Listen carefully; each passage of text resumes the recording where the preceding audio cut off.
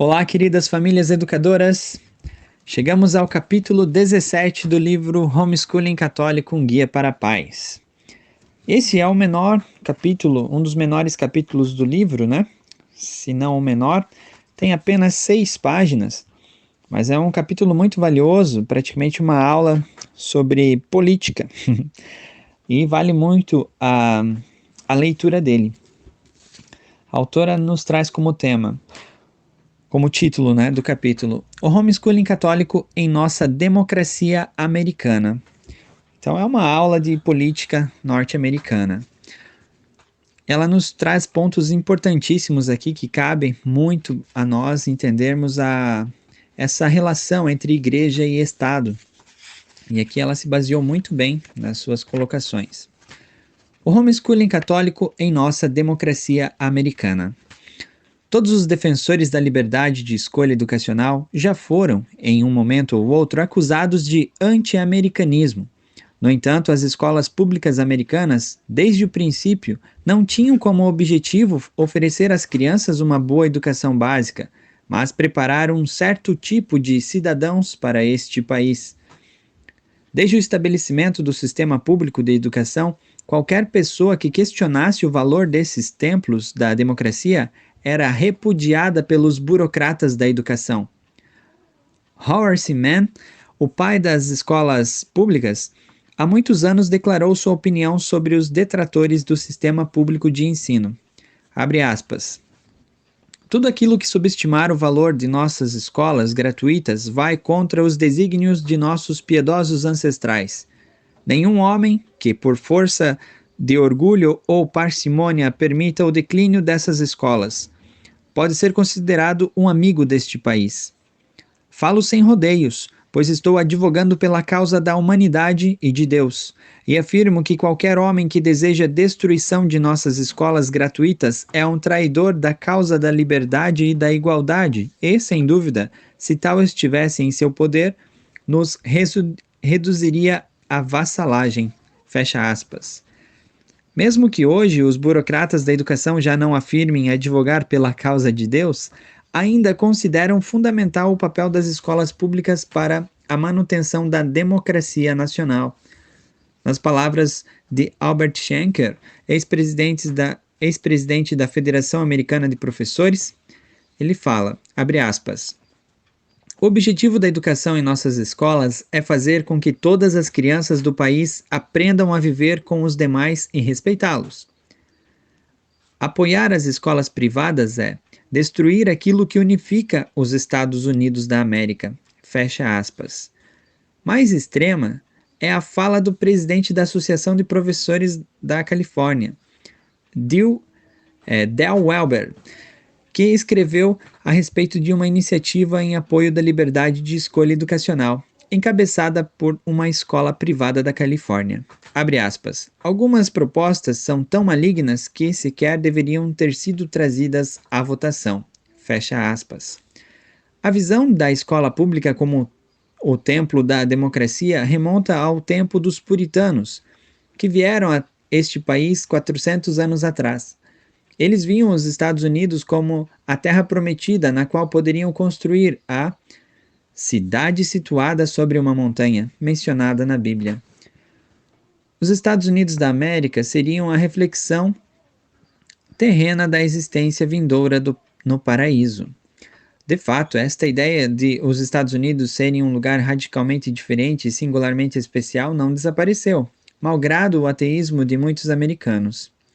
Em 1992, um projeto de plataforma do Partido Republicano refletia esta ideia, ao chamar o país de a última e melhor esperança disponível à humanidade. Ironicamente, foram os cristãos que, apartando-se da tradição puritana, se opuseram a essa linguagem no comitê da plataforma, dizendo que apenas Jesus Cristo é a última e melhor esperança da humanidade. Infelizmente, os católicos não ficaram incólumes diante da ideia de que a democracia americana é de algum modo divina. E, além disso, passaram a acreditar na ideia democrática central de que toda autoridade, bem como os conceitos de certo e errado, são determinados pela maioria dos votos do povo. É interessante notar que o primeiro bispo dos Estados Unidos, John Carroll, Não foi nomeado pelo Papa, mas foi eleito pelo clero americano. O Papa relutantemente concordou com a eleição, depois de ser advertido por Carroll de que uma nomeação feita pelo bispo de Roma chocaria os preconceitos políticos deste país. A relutância dos principais colonos católicos dos Estados Unidos a submeter-se à autoridade de Roma mostra quão profundamente aceitavam o princípio do poder democrático, mesmo em questões de liderança dentro da Igreja. O Santo Padre Papa Leão XIII escreveu uma carta apostólica ao cardeal Gibbons em 1899, intitulada Testem Benevolentiae, com o objetivo específico de advertir contra a heresia comumente chamada de americanismo. Só abrir um parênteses aqui, vale muito a leitura dessa carta, Testem Benevolentiae, que cabe muito aos dias de hoje também, né? A heresia comumente chamada de americanismo. Fecha o meu parênteses aqui. O princípio básico do americanismo, segundo definido pelo Papa, é que a Igreja Católica deve adaptar-se e abrandar seu antigo rigor, mostrando alguma indulgência às teorias populares modernas. Isto se aplicaria não apenas às regras da vida, mas também a doutrinas. O Papa explica que as doutrinas da Igreja não são teorias, mas um depósito divino que deve ser cuidadosamente protegido e infalivelmente declarado. Se é verdade que algumas regras de comportamento, diz o Papa, podem ser modificadas de acordo com a diversidade do tempo e do espaço, cabe à Igreja e não aos indivíduos julgar como adaptar-se.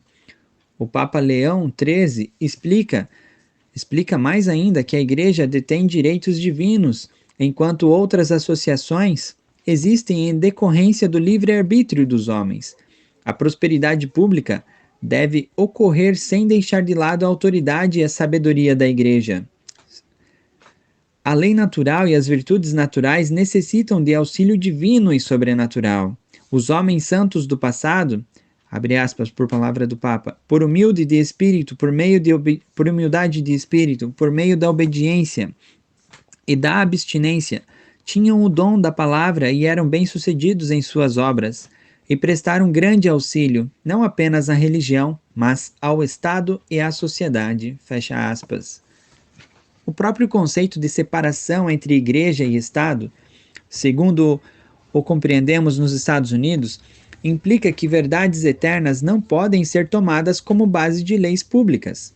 Neste país, o aborto não é considerado maligno por ser um crime terrível condenado por Deus. Será maligno apenas se 51% dos eleitores assim o considerarem. Tal situação implica que não há qualquer lei moral verdadeira e que qualquer princípio pode ser modificado por uma nova eleição. O conceito de separação entre Deus e o Estado adquiriu o significado de separação entre a verdade e o Estado. Como é possível que um princípio tão fundamentalmente equivocado seja o dogma central de uma grande e poderosa nação? Vocês compreenderam aqui quão forte é esse princípio, né? Que ela citou aqui, né? Que a separação de Deus e o Estado é simplesmente a separação entre a verdade e o Estado, né? Então, por exemplo, o aborto não é considerado maligno por ser um crime terrível que clama justiça aos céus, né? Que é um crime terrível condenado por Deus. Ele é maligno, pode ser maligno hoje se 51% dos eleitores acharem, mas amanhã pode ser benéfico, né? Se 51% ou mais acharem, né? Então, a verdade, ela é relativa aos votos da maioria, né? Segundo esse princípio de separação de igreja e Estado, de Deus e Estado, de verdade e Estado, né? Então, ela que denuncia, né? Como é possível que um princípio tão fundamentalmente equivocado seja o dogma central de uma grande e poderosa nação? Para se compreender por que os princípios morais baseados nas leis de Deus são tão repudiados pelo governo americano, temos de retornar aos primórdios da história deste país. Nos primeiros dias da República, quando todos os documentos que garantiam a liberdade religiosa foram escritos, a separação entre a Igreja e o Estado tinha realmente o propósito de garantir que os católicos não controlassem o governo. Não havia uma religião nacional estabelecida, nos moldes das religiões nacionais da Inglaterra e dos países europeus. E tampouco havia leis constitucionais a ser ditadas por qualquer poder além do próprio povo governado. No entanto, o protestantismo era a fé secreta dos novos líderes do país e havia apenas uma tênue separação entre o protestantismo e o governo. Mesmo se os protestantes fossem sinceros ao falar sobre a separação entre a Igreja e o Estado, este conceito ainda seria radicalmente não católico. A Igreja Católica sempre ensinou que o Estado é obrigado a reconhecer que sua autoridade emana de Deus, através da Igreja de Jesus Cristo. E aqui ela vai fazer uma belíssima citação. É uma das principais, né, que fundamenta essa questão da Igreja e do Estado, né? O Papa Bonifácio VIII, na bula papal Unam Sanctam de 1302, tornou clara a posição da Igreja quanto à relação entre Igreja e Estado. Abre aspas, palavras da encíclica Unam Sanctam. Aprendemos com o Evangelho que em poder desta Igreja estão duas espadas, a espiritual e a temporal. Ambas, isto é, as espadas espiritual e temporal, estão sob o controle da Igreja. A primeira é empunhada pela Igreja, a segunda em seu nome. A primeira é brandida pelas mãos dos padres, a segunda pelas mãos dos reis e soldados, porém com a permissão e segundo a vontade dos padres. Uma espada deve subordinar-se à outra, com autoridade temporal devidamente sujeita à temporal. Fecha aspas. Como sabemos, o rei Saul foi severamente criticado pelos padres por ir à guerra antes de consultá-los e fazer sacrifícios ao pé do altar. Ao longo da história cristã, até a revolta protestante, os reis e nações submetiam-se à autoridade do Papa, reconhecendo-o como vigário de Cristo. Henrique VIII, desafiando as leis eclesiásticas que regem o casamento, pôs sua nação inteira em conflito com a Igreja. É, portanto, fácil compreender por que os primeiros católicos da América colonial apoiaram com satisfação a separação entre Igreja e Estado. As colônias, à época, haviam estabelecido igrejas estatais que eram, é claro, protestantes. Muitas das colônias, mesmo após a Revolução, perseguiam ativamente os católicos. Estes, por sua vez, perceberam que, se alguma igreja fosse reconhecida como a igreja oficial do país, não seria a Igreja Católica. Grande parte dos católicos das colônias americanas eram irlandeses, a maioria dos quais sequer sabia em princípio da terrível perseguição aos católicos que estava em curso na Irlanda de então. A maioria dos americanos de hoje, mesmo aqueles de ascendência irlandesa, sabem pouco sobre as dimensões da perseguição sofrida pelos católicos na Irlanda. Era, contudo, uma perseguição implacável e brutal. Legalmente, os católicos irlandeses não tinham permissão para comprar terras, herdar propriedades, educar seus filhos na fé católica ou mandá-los a escolas católicas da além-mar, nem construir igrejas católicas, e alguns sequer podiam viver em certas cidades. O grande legislador Edmund Burke disse que as leis penais na Irlanda serviam, abre aspas, serviam à opressão, ao empobrecimento e à degradação das pessoas mais fracas, como só produzir a ingenuidade pervertida dos homens. Fecha aspas. De modo geral, a perseguição oficial aos católicos nas colônias americanas sequer se aproximou do ocorrido na Irlanda e na Inglaterra. Felizmente, algumas das leis anticatólicas coloniais foram ignoradas. O anticatolicismo existente na época manifesta-se sobretudo na proibição do voto aos católicos. No entanto, na Filadélfia, a época da conversão de Elizabeth Ann que hoje é considerada a patrona, né, da Seton Homeschooling, né? Elizabeth Ann Seton, o anticatolicismo era tão forte que ela precisava viver cercada pela proteção de homens católicos para defender-se de vizinhos protestantes que investiam contra ela física e verbalmente.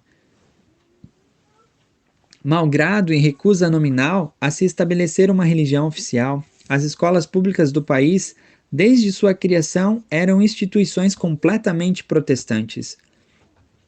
De fato, quando se instituiu o sistema público de escolas, tratava-se meramente de escolas protestantes pagas com dinheiro público. A imigração em massa dos irlandeses começou na década de 1840, coincidindo com a época em que a educação compulsória foi instituída. Isto trouxe o problema de as crianças católicas serem forçadas a frequentar escolas criadas para combater a religião católica. Por esse motivo, os bispos dos Estados Unidos criaram, por sua vez, o sistema escolar católico, que existe até hoje. Embora a separação escrita entre moral e Estado não estivesse entre os objetivos dos fundadores protestantes, a linguagem da Constituição passou a ser usada para endossar essa separação a partir da década de 1950, quando pela primeira vez foram banidas as orações das escolas públicas. A partir desta infeliz decisão vieram outras, como a de que o Natal não pode ser lembrado com a montagem de presépios em propriedades do governo, de que o aborto deve ser permitido e de que a contracepção e o homossexualismo são direitos humanos básicos. Deus foi expulso da praça pública e os servos de Satã apressaram-se a erigir santuários ao dragão em lugar do cordeiro. Vemos hoje a indiferença e às vezes a franca hostilidade à verdade eterna. Não se encastelou apenas nos salões legislativos, mas também nas escolas públicas. No estado de Nova York, um novo currículo determina que as crianças da primeira série aprendam a ver de modo favorável as, entre aspas, famílias homossexuais. O objetivo é que as escolas ensinem a, entre aspas, tolerância e, entre aspas, e o respeito pelos homossexuais. Da mesma forma como devemos respeitar as minorias raciais, dizem os pedagogos.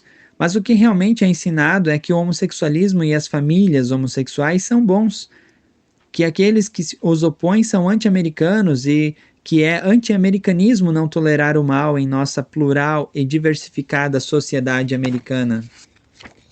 A Igreja Católica dos Estados Unidos não é imune a ideias errôneas, como a suposta possibilidade de se chegar à verdade por meio da democracia. Quantas vezes já não ouvimos que a Igreja deve mudar seu ensinamento a respeito do controle de natalidade porque pesquisas mostram que os católicos discordam dele? Inúmeras vezes, não é mesmo, gente? A própria ideia de que as pesquisas de opinião pública devam determinar os ensinamentos da Igreja é ridícula e insana. Ainda assim, é muito popular entre alguns, abre aspas, teólogos e líderes da Igreja, fecha aspas. Em certo sentido, é verdade que o catolicismo é anti-americano. Se ser americano é acreditar que a vontade da maioria ou uma decisão da Suprema Corte determina a verdade. Porém, num sentido mais amplo, a verdade é que viver como um bom católico é ser profundamente patriota. Fazer o que é bom e correto será sempre o melhor caminho, tanto para a vida pessoal de um indivíduo quanto para a vida das nações. John Kennedy, certa vez, afirmou que, se sentisse que os interesses da nação conflitavam com sua fé católica, ele renunciaria à presidência. No entanto, tal situação, estritamente falando, seria impossível, pois um ato incorreto jamais é o melhor caminho. Se chegamos ao ponto em que o povo de nosso país considera aceitável assassinar bebês, resta-nos ser patriotas e lembrar-lhes que os bebês são o futuro da nação. Se nosso povo já considera que o homossexualismo é algo bom, resta-nos ser patriotas e dizer-lhes que o homossexualismo estimula o desprezo pelas famílias e incentiva o uso dos outros, inclusive de crianças, para o prazer pessoal. Se o povo de nosso país nos diz que os velhos e doentes devem ser descartados, resta-nos ser patriotas e dizer-lhes que, sem respeito pela vida de cada ser humano, ninguém estará a salvo em nossa nação. O homeschooling é bom para os Estados Unidos porque é sem dúvida positiva a criação de uma nova geração comprometida com uma vida em harmonia com a vontade de Deus.